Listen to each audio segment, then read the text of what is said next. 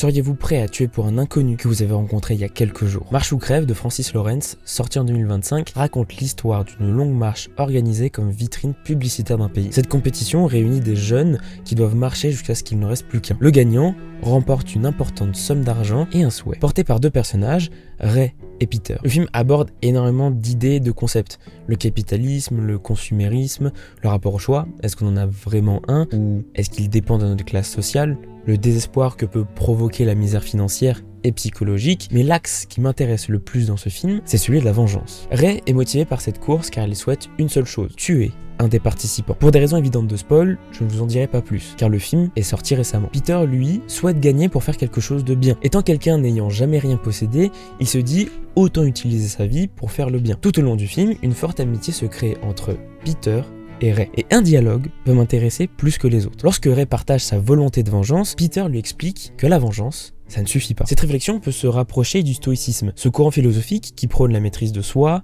un rapport à l'éthique, et surtout, le fait de ne pas être influencé émotionnellement par ce qui ne dépend pas de nous. Sauf que le film vient questionner ce concept. Comment être stoïque face à une injustice sociétale lorsque l'on perd ce qui nous est cher? Ray a perdu un proche et décide donc de se venger. C'est pourquoi Peter l'invite à ne pas le faire et à être heureux de ce qui existe déjà. Le ciel, les arbres, les abeilles, tutti quanti. Mais surtout de se concentrer sur ce qu'il possède encore plutôt que ce qu'il ne possède plus. Mais venant de Peter, un personnage n'ayant aucune attache, aucune famille, dont la seule possession, c'est rien, c'est facile pour lui de dire que la vengeance, ça ne suffit pas. Et l'ironie dramatique de ce film se révèle à la fin. Peter fera face à ce sentiment qu'est la vengeance. Un choix se posera donc à lui, est-ce que je tire ou non? C'est alors qu'il comprend qu'il fait face à ce que ressentait son ami, à tout ce qui l'animait durant cette marche. Oui, Peter prêchait le détachement, mais parce qu'il ne possédait rien, il ne savait pas ce que c'était de perdre, puisqu'il n'a jamais rien eu à perdre. Il n'a fait que de se débrouiller seul, il n'avait aucune possession, aucun attache. Il est beaucoup plus facile pour l'ignorant